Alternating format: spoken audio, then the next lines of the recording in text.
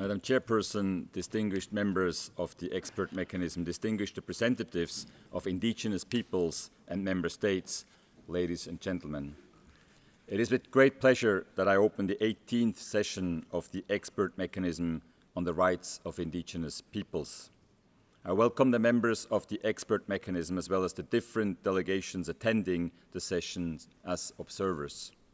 I wish to congratulate Ms. Antonina Gorbunova and Ms. Anexa Alfred Cunningham on their recent reappointment as members of this expert body, and Ms. Valmain Toki for her reappointment as chair. I also welcome Mr. Albert Baroume, the Special Rapporteur on the Rights of Indigenous Peoples, Ms. Aluki Kotierk, Chair of the United Nations Permanent Forum on Indigenous Issues, and Ms. Jane Merivas, Member of the Board of Trustees of the United Nations Voluntary Fund for Indigenous Peoples. The meaningful participation of indigenous peoples in United Nations processes is crucial in advancing their rights. I warmly welcome all indigenous representatives, including the 13 beneficiaries of the United Nations Voluntary Fund for Indigenous Peoples, which celebrate this year its 40th anniversary. I would like to thank the states supporting the fund that allows indigenous peoples to engage in key United Nations meetings, including this one and the Universal Periodic Review. In this context, I reaffirm the importance of indigenous peoples being heard at the Human Rights Council and across the broader United Nations system. Their voices carry unique perspectives on self-determination, climate justice, cultural preservation, linguistic rights, access to land and natural resources, and sustainable development. Ensuring that their voices are included in the work of UN bodies is not only a matter of inclusion, but of justice, equity, and respect for the rights affirmed in the UN Declaration on the Rights of Indigenous Peoples. The Human Rights Council is aware of the important work undertaken by the expert mechanism and carefully considers the proposals that it submits for its consideration.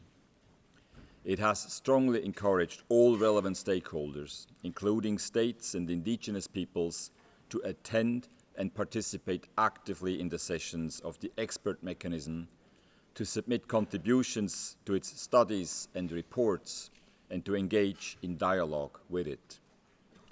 The Council has further encouraged all parties to consider the expert mechanism's invitation to country engagements at the request of states and indigenous peoples.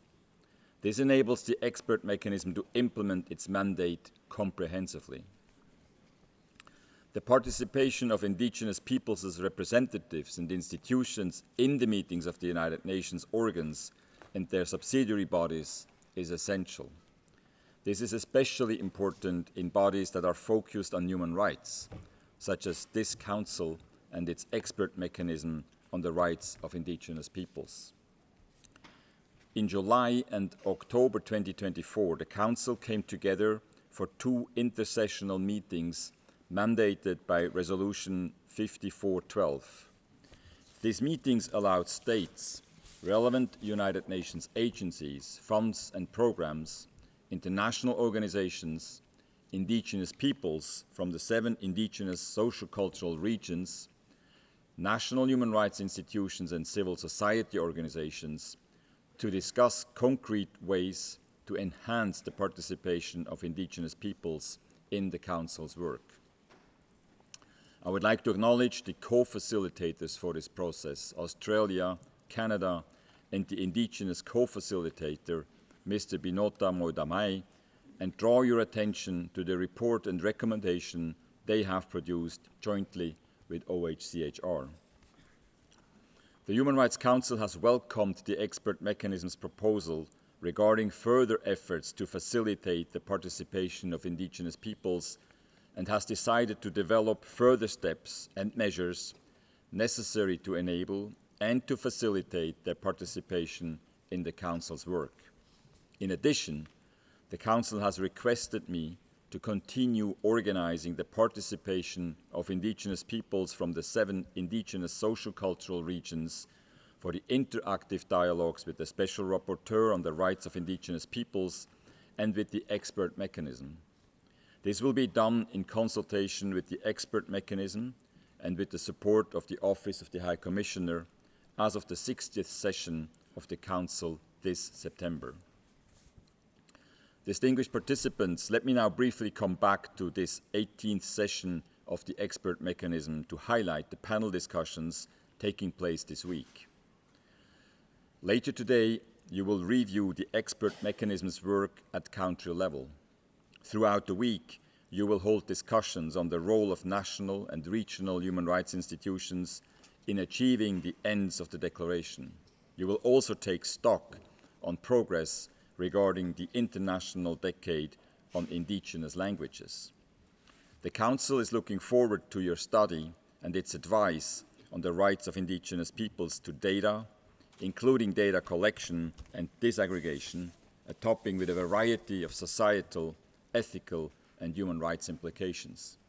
We also look forward to your report on the rights of indigenous peoples to their traditional economies, a theme that is essential for cultural preservation, sustainable development, and economic independence.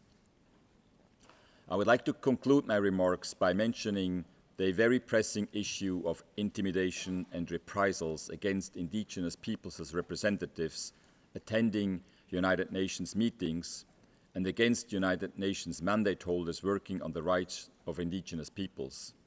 This Council has condemned the increase in cases of intimidation, harassment, and reprisals against indigenous human rights defenders and indigenous leaders, including indigenous women, as well as indigenous peoples as representatives attending United Nations meetings.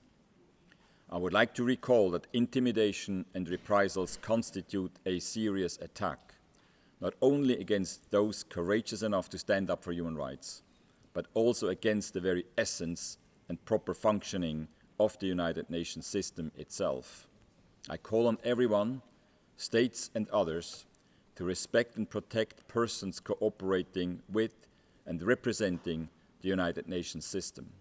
My office will keep a watchful eye over allegations of intimidation and reprisals during this meeting and throughout the year.